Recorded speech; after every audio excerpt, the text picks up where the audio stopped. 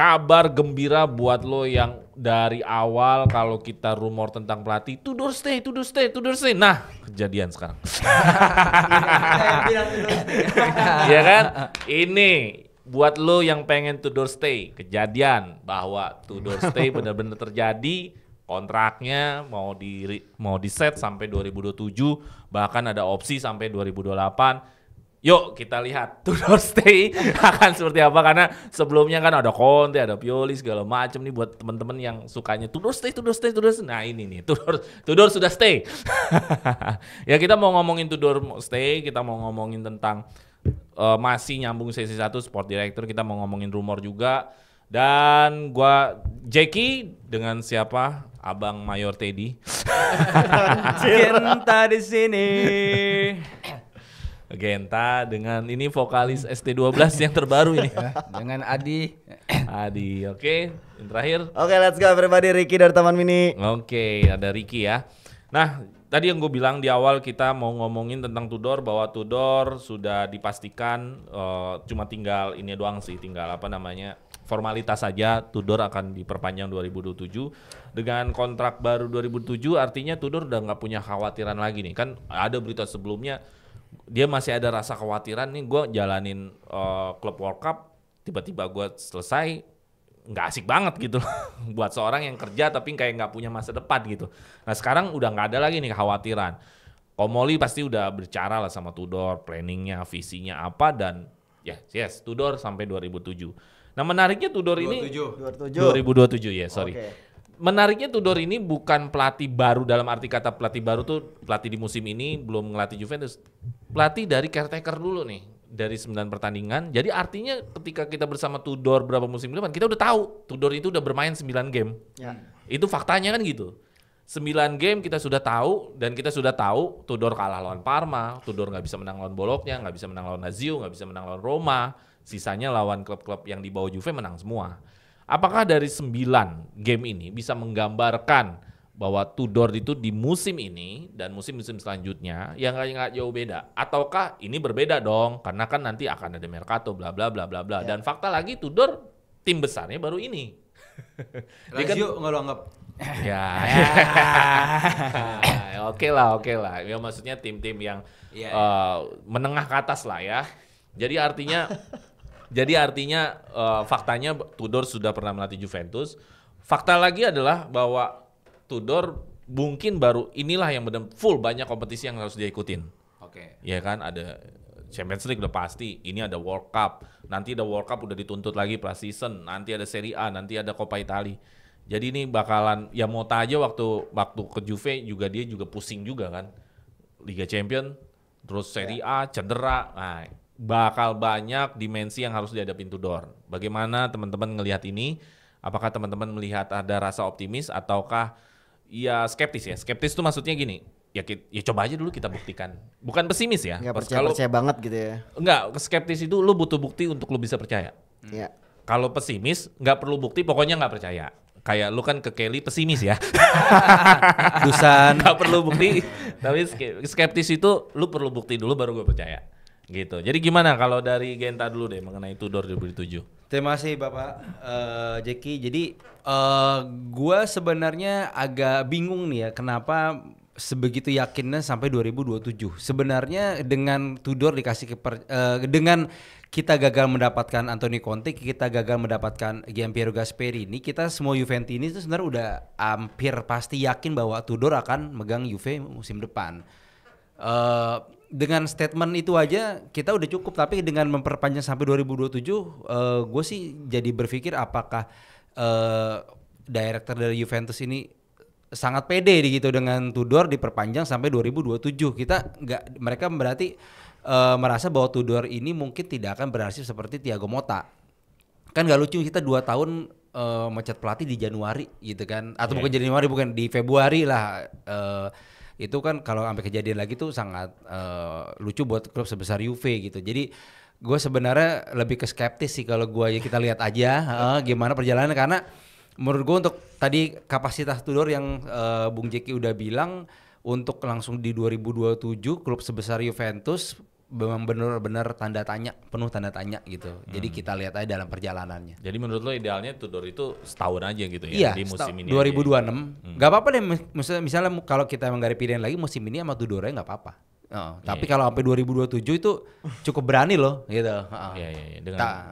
Ya jadi artinya Juventus pede nih dengan Tudor ya, lebih panjang. Bahkan ada opsi sampai 2028 Betul. ya. Oke, thank you Genta. Nah, kalau dari Ricky sendiri gimana Ricky mengenai Tudor 2027? Lu melihatnya seperti apa? Ya, kalau gue sih ngelihatnya ini seperti pertaruhan ya kalau gue ngelihatnya ya. Jadi sebenarnya Juventus juga ada beberapa hal yang gue catat di sini.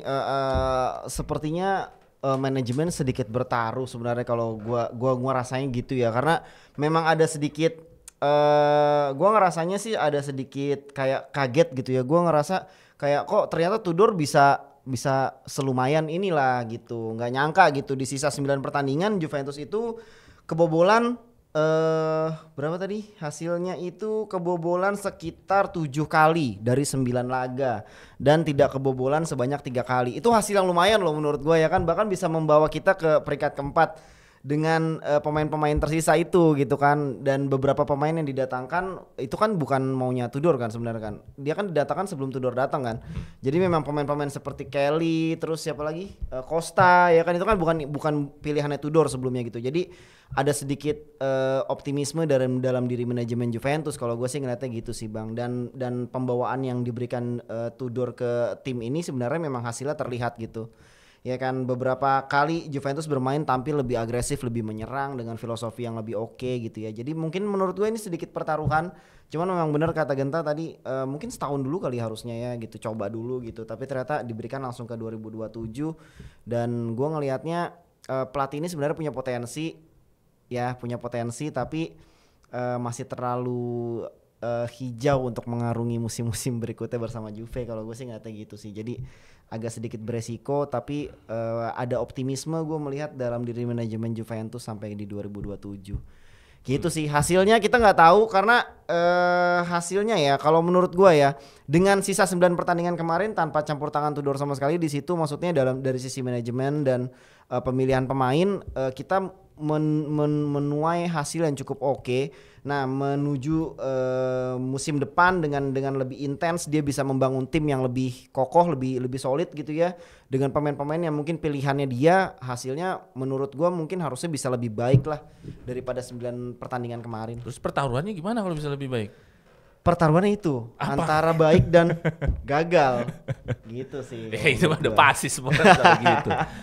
Oke, kalau dari Adi gimana melihat Tudor 2027, bahwa teman-teman di sini Genta khususnya kaget, wah kenapa panjang gitu. Kan musim aja cukup. Nah, kalau lu sendiri ada pendapat tersendiri nggak tentang perpanjangan Tudor, atau lu sudah prediksikan bahwa Tudor akan stay lebih lama? Sorry, kalau misalnya dipotong dia dipecat sebelum 2027 penalti kan? Sangon lah. Sangon kan? Biasanya gitu. Kalau gua kan dari pemilihan pelatih dulu ya, yang kita diskusi juga di sini. Ricky ngasih nama Conte, gua kan Tudor waktu itu pelatih sementara ya. Ya ini mungkin manajemen Juventus memilih, ya kita nggak punya dapat pelatih yang capable buat Juventus. Di pasaran juga nggak ada. Itu gitu. intinya tuh. Jadi daripada kita mencoba pelatih baru lagi yang kita nggak tahu apakah bisa membawa perform di Juve atau tidak, yang mending Tudor yang udah ada, yang udah pernah ngelatih, ya udah lanjutin aja. Cuman benar kata Genta, 2 tahun maksud gue terlalu panjang. Kenapa nggak kontraknya 1+1 tahun dengan extension 1 tahun kalau achieve target musim depan. Karena kalau dia nanti musim depan banyak pelatih yang capable yang bakal habis nih, yang bakal kayak De Jong habis di Prancis, Nagelsmann habis di Jerman, itu kan akan jadi komoditi panas pelatih musim depan. Nah, sedangkan kita udah masih sama Tudor 1 tahun lagi. Kan kita akan buang duit 2,5 juta euro buat pesangon dia nanti. Yang buat gua bahwa ya ini manajemen hanya memilih jangka pendeknya aja dulu. Oh, kasih Tudor 2 tahun, at least kalau emang nggak perform ya kita nyari pelatih baru nanti. Karena pada dasarnya Tudor bukanlah pilihan utama. Tudor ini cuman plan B yang kalau kita nggak dapat pelatih yang diidamkan, dan kita emang nggak dapat. Akhirnya ya mau nggak mau pakai Tudor lagi lah daripada memilih pelatih baru. Apalagi musim depan mepet. Kita CWC pakai Tudor, tiba-tiba mau ganti pelatih tuh benar-benar mepet tanpa preseason yang panjang. Jadi ya lebih baik Tudor sampai akhir musim 2026 lebih bagus lah daripada gambling satu musim kita struggle lagi gitu. Menurut manajemen gitu Bang Jeki. Dulu Pirlo juga 2 tahun, setahun pecat kan? Iya. Ya banyak yang 2 tahun ya sebenarnya. Iya, umumnya pasti 2 tahun lah. Karena kan untuk ngulang sebuah tim itu bagusnya emang 2 tahun gitu loh. Ya kalau gue pikir sih Tudor apa ya?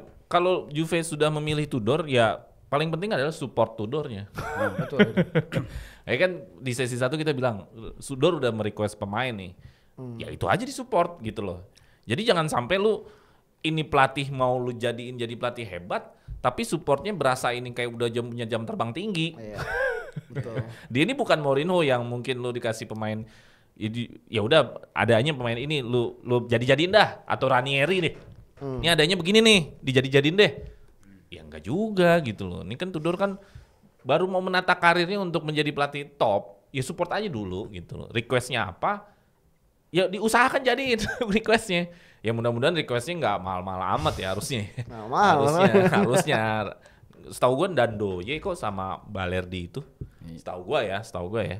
Nah jadi disupport aja lah kalau untuk Tudor. Gue kalau Juve sudah memilih Tudor, ya supportnya ya Mercatonya disesuaikan sama requestnya Tudor.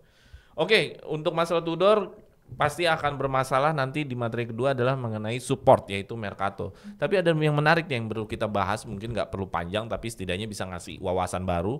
Ada 2 jabatan yang hari ini tumben-tumbenan Juventus pakai 2 jabatan nih, sport director sama direktur teknik. Nah dari teman-teman sendiri apakah sudah ngulik ini? Kok Comoli mau bikin 2 jabatan seperti ini? Apa sih fungsinya? Apa sih tugasnya? Apakah ada klub yang sudah memakai ini dan gimana hasilnya? Nah kalau dari Adi sendiri gimana? Ya ini mungkin Comoli pengen dengan basic data emang dibutuhin ya buat konsep Moneyball itu satu orang itu satu posisi yang ahli gitu. Karena kan kalau kita lihat dengan model 2 begini kan ini dicontoh sama Liverpool musim lalu datangnya kembali Michael Edwards sebagai yang posisi Comoli dan terus juga ngambil Richard Hughes sebagai sporting director, terus Julian Ward dari City ngambil sebagai technical director. Jadi emang bentuk 3 orang tapi fungsinya beda-beda untuk mensupport head coach Arne Slot dan hasilnya terbukti mereka musim lalu even pakai squad bekasnya Klopp aja mereka bisa perform gitu. Jadi ini yang mungkin dicontoh sama Comoli, kita harus bisa ngelakuin itu hal yang sama di Juventus. Tapi kan untuk orang-orang di bawah itu tentu gak gampang nyarinya, terutama technical director itu yang orang yang ngurusin aspek teknis. Jadi benar-benar teknis gitu, bukan Mercato. Ini yang akan jadi problem gitu, siapa orangnya gitu. Apakah Comoli punya nama-namanya atau hanya memaksimalkan yang udah ada siapa yang dipaksain Biasanya mantan pemain ya.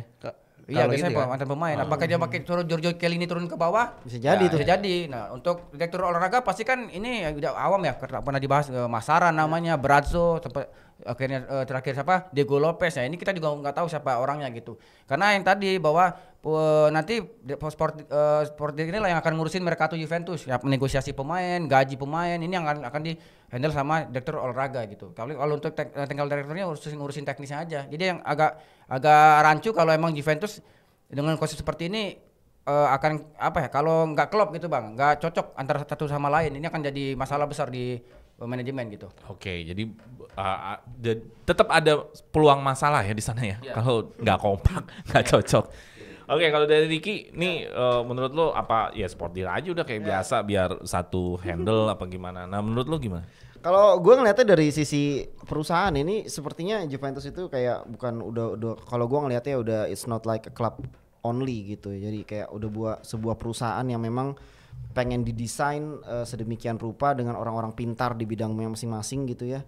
Pengen dibuat yang lebih daripada hal-hal yang pernah mereka lakukan sebelumnya gitu. Kayak mencari sebuah sistem yang baru gitu ya, orang-orang yang terpilih yang cocok di bidangnya gitu, dengan harapan bisa membuat tim ini jadi lebih solid dan lebih bagus gitu sih. Jadi memang ini sebuah terobosan baru, mungkin di Juventus sebelumnya belum pernah kan ya? Belum pernah ya, ini sebuah terobosan baru dan ya gue sih harapannya ya nggak terlalu muluk-muluk lah, bisa juara Liga Champion anjir. Anjay kalau Nggak. Harapan gue ya bisa bersaing lagi lah untuk Scudetto. Scudetto dulu deh minimal deh, bisa membuat tim ini jadi lebih solid dulu aja dengan pemain-pemain yang berkualitas yang didatangkan lagi gitu sih. Oke, jadi dengan adanya perubahan posisi jabatan di sini, Ya. penambahan ini bisa ada efek lah intinya. Pasti ya. dong, harus dong. Udah bayar gaji orang banyak ya kan, masa nggak ada efek kan, sayang duitnya. Oke, kalau Genta, lu melihatnya situasi ada 2 posisi seperti ini yang baru nih, gimana? Iya, kita lihat aja. Yang penting orangnya cocok sih. Gue itu aja. Karena kalau technical director itu yang gua mengerti juga bahwa sebenarnya bukan hanya buat tim utama kan. Dia tim Primavera pun jadi kayak ada benang merah permainan juga secara teknis gitu dari atas sampai bawah.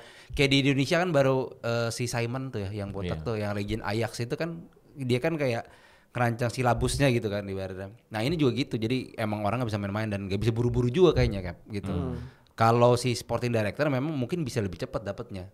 Kadang ngurusin Mercato ya. Iya. Dan penting banget lagi Itu di market juga lagi banyak. di bulan-bulan- Bener, di market juga banyak. Lagi di bulan-bulannya lagi nih. Kayaknya itu dulu sih harus cepet. Iya iya. Jadi menurut lo justru jalannya sport director aja dulu yang harus dicari duluan ya. Iya. Baru habis itu Cel ini nih turun panggung. Iya. Boleh aja sih. baru direktur teknik ya. Direktur teknik juga Atau Pajak Maldini. bukan Iya, hanya nah, gue ngomongin tadi Sial Maldini kayaknya emang harus sosok yang disegani juga. Ntar kalau gagal agen lagi. Ya, repot kan. Ya Chiellini lah udah atau Brazzo juga masih nggak apa-apa sih gua. Iya iya iya.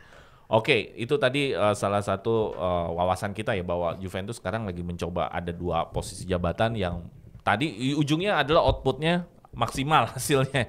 Jadi jangan sampai nanti outputnya nanti Iya dong. ya cuma nggak Kalau kemana-mana lagi. sama aja ya ngapain banyak orang. Oke, ini mungkin kalau teman-teman sering mengikuti berita-berita Juventus, ini Gyökeres nama yang muncul-muncul terus nih, Gyökeres nih. Ya 50 gol semusim. Ini nggak main-main loh, walaupun Liga Portugal tapi 50 gol.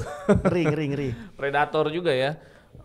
Memang udah kita pernah bahas ya Gyökeres dan ini tentang update-nya sih. Update-nya di sini udah ketahuan bahwa Gyökeres ini kebanyakan agentnya itu pengennya jualnya 70 juta, antara 60 sampai 70 juta dan gajinya antara 10 juta per musim.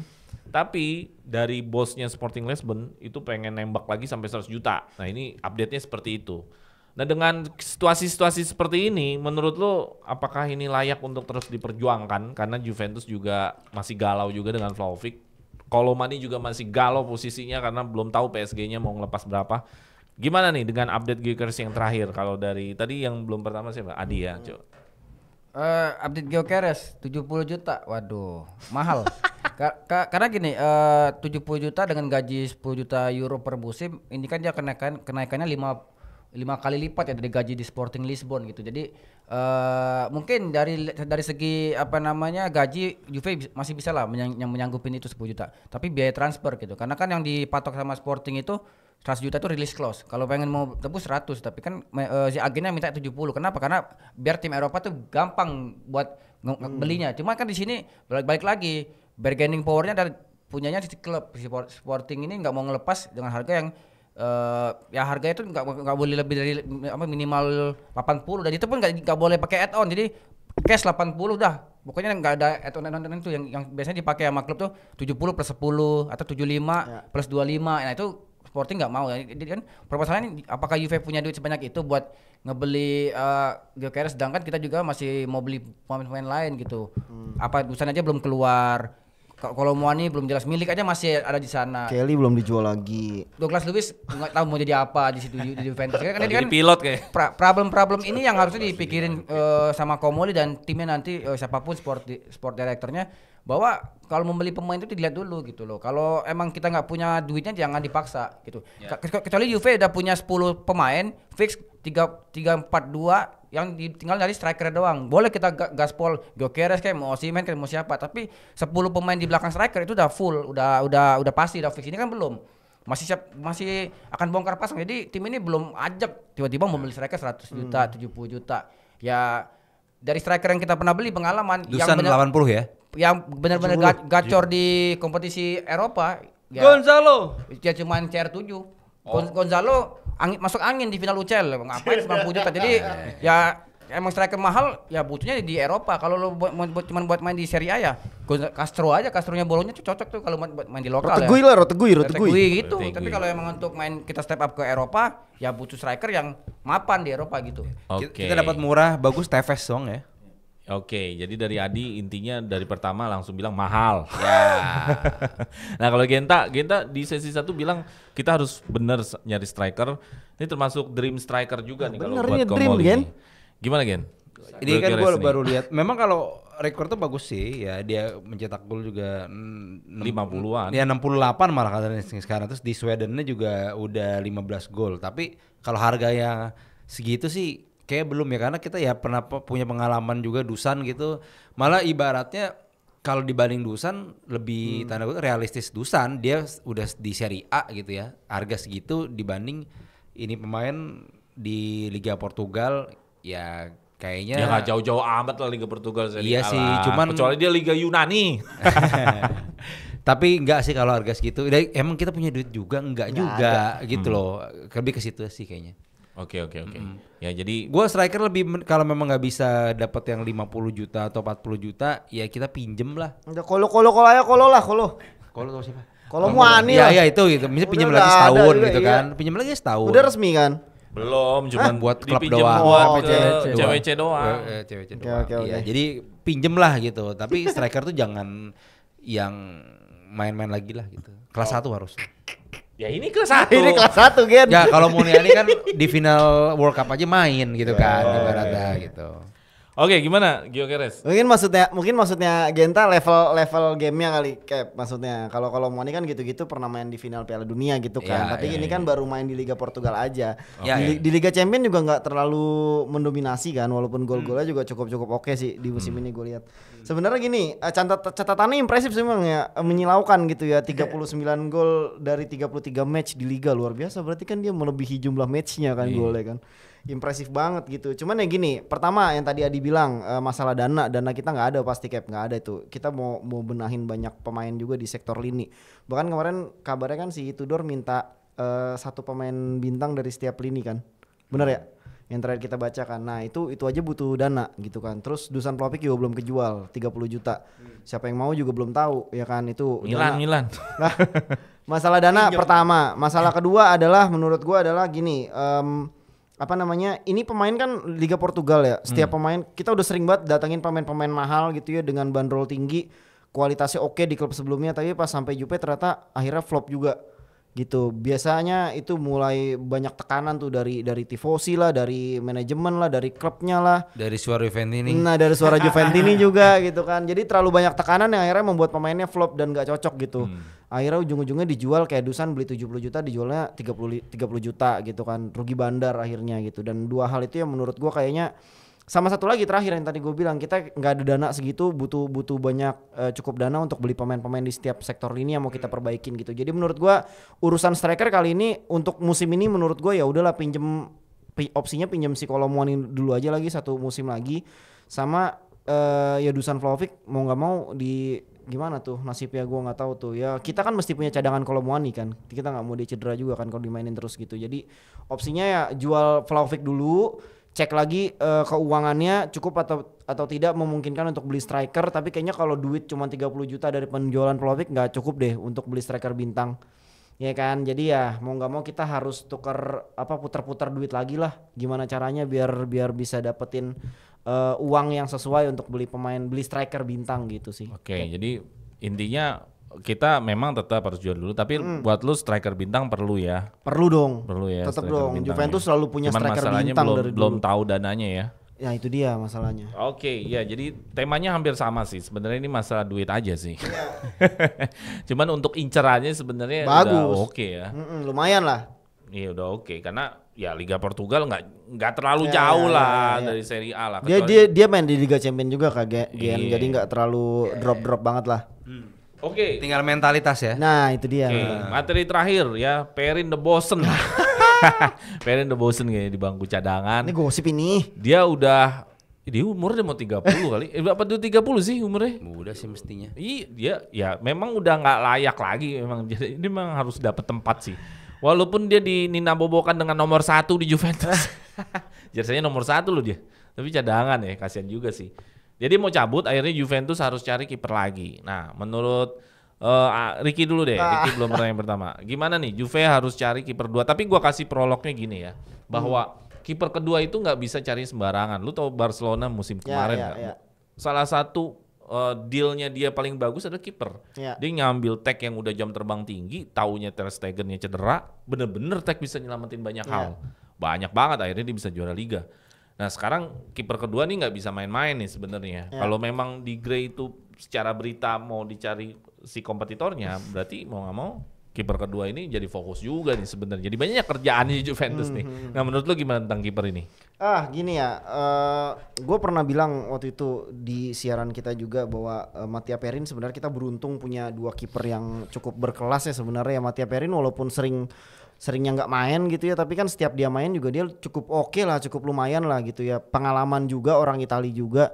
Jadi agak menjadi sangat sedikit kehilangan yang cukup lumayan lah buat Juventus saat ini gitu. Dan kabarnya kan lu nanyain soal kiper yang bisa menemani Di Gray kan. Iya. Ya kalau dream us-nya mah pasti Donnarumma kan. Ya. Ya, itu bukan menemani Di Gray, itu mengganti posisi Di Gray. Menyingkirkan kita jangan itu. Itu mah temanya bukan Kan di ku sini kan kejar. beritanya haruskah Juventus menjadi kiper dengan profil yang setara. Ya kalau dream us-nya ya kalau misalnya ditanya kiper siapa kan kita kan pengennya sama-sama Donnarumma. Sebenarnya kan ada kansnya Bang, maksud gua. Kemarin kan udah sempat banyak berita tersiar kan Juventus mau gaet. Cuma permasalahannya kan digaji karena kan kalau biaya transfer udah nggak ada, dia free transfer tahun depan gitu. Nah kalau untuk sekarang gua sebenarnya berharap sebenarnya sih kalau untuk menemani ya cari kiper cadangan yang murah-murah aja lah. Maksud gue Tapi kalau Di Gray udah cukup lah untuk menjadi kiper utama saat ini gitu. Jadi menurut gue tidak perlu ada kiper-kiper yang pengganti yang terlalu mahal sih. Menurut gue sektor kiper ini bukan menjadi sebuah sektor yang wajib untuk diperbaiki saat ini. Ini menurut gue ya. Gitu masih banyak banyak sektor yang menurut gue masih lebih wajib untuk diperbaiki sih Bang gitu. Jadi kalau misalnya mau Perin akhirnya cabut, mudah-mudahan dibeli ya nggak free transfer ya, ada uangnya bisa buat cari kiper-kiper kedua yang lumayan aja lah, kiper-kiper. Soalnya kita kan peringkat 4 ya, duit nggak banyak. Itu dia masalahnya gitu Oke, sih. ya. Jadi tadi ya Donnarumma ya. Donnarumma bukan kiper cadangan. Masih impian Oke, kita lah kita itu. gimana kita? Kalau gue sih kembalinya si anak hilang, Emil Audero.